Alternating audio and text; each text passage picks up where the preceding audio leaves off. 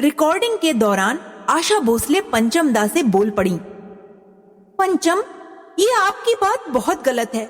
आप मुझे हमेशा गंदे गंदे गाने देते हो और अच्छे गाने लता दीदी को दे देते हो। बेटी, तुम एकदम ठीक कह रही हो। मैंने वाकई बहुत गंदा गाना लिख दिया है। कल को मेरी बेटियां इस गाने को गाएंगी तो मुझे कितना खराब लगेगा। नमस्कार बहनों और भाइयों, मैं हूं आपका दोस्त आरजे सैंडी और मैं हूं आपकी अपनी आरजे सोनिया। दोस्तों, वीडियो को स्किप मत करना, क्योंकि आज जो सनसनीखेज किस्सा आप सुनने जा रहे हैं उसमें है तकरार, तंज और लड़ाई झगड़ा जो आपको चौंका देगा। जी हाँ दोस्तों, इस किस्से में एक तरफ है आशा भोसले, दूसरी तरफ लता मंगेशकर और बीच में म्यूजिक के जादूगर राहुल देव बर्मन। और कहानी शुरू होती है गंदे गानों की शिकायत से। दोस्तों, साल था 1971। फिल्म थी कारवां। गीतकार मजरू सुल्तानपुरी, संगीतकार थे आर.डी. बर्मन और गायिका थी आशा भोसले। और वो बेहद मशहूर गाना था पिया तू अब तो आजा। दोस्तों, 70 का दशक वो समय था जब गाने सिर्फ सुने नहीं जाते थे बल्कि भीतर तक महसूस किए जाते थे। उस दौर में आर.डी. बर्मन ने आशा भोसले और लता मंगेशकर के साथ एक से बढ़कर एक मधुर और सुपरहिट गाने पेश किए थे। लेकिन एक बात थी जो आशा भोसले को अंदर ही अंदर खटक रही थी। वो बात ये थी कि उन्हें लगता था कि पंचम उन्हें बार बार ऐसे गाने दे रहे हैं जो थोड़े बोल्ड, थोड़े शरारती और उस दौर में गंदे गाने माने जाते थे। दम मारो दम, हुस्न के लाखों रंग। और दूसरी तरफ लता दीदी को मिल रहे थे प्यारे, मीठे और दिल को छू लेने वाले गाने।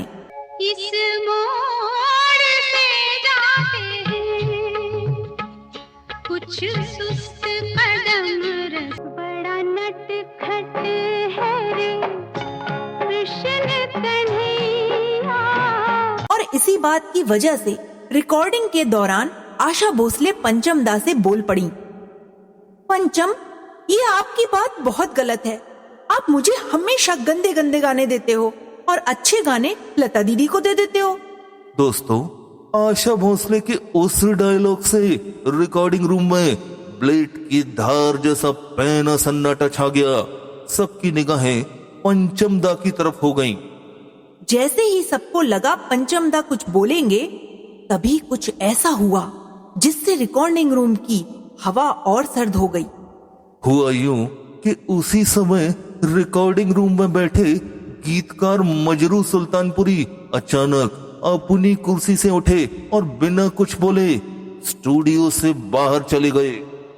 ये देखकर आशा भोसले बोल पड़ी। क्या हुआ मजरू साहब, आप रिकॉर्डिंग रूम से बाहर क्यों चले गए?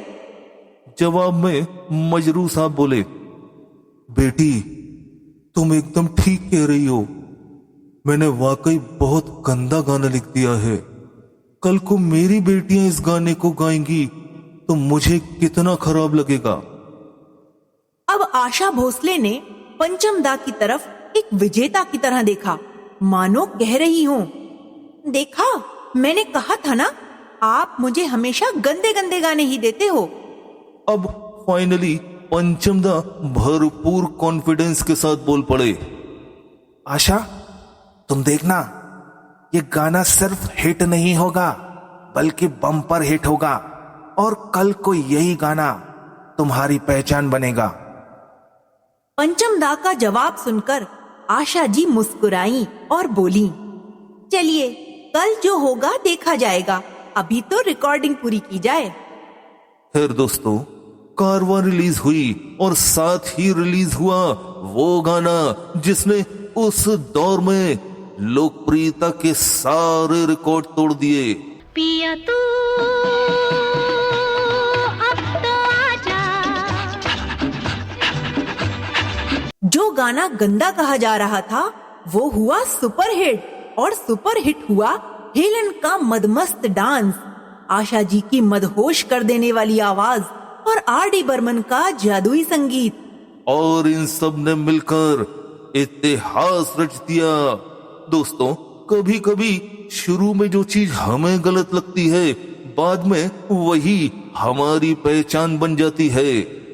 दोस्तों, बताइएगा आपको क्या ज्यादा पसंद है, आशा ताई का बोल्ड, मॉडर्न और जुनूनी अंदाज, या लता दीदी का सुरीले, मीठे और रोमांटिक गानों का अंदाज? वीडियो पसंद आया हो तो हमें भरोसा है आप लाइक, सब्सक्राइब और कमेंट करना नहीं भूलेंगे। जल्द मिलते हैं एक और नए और दिलचस्प किस्से के साथ। तब तक के लिए धन्यवाद। जय हिंद।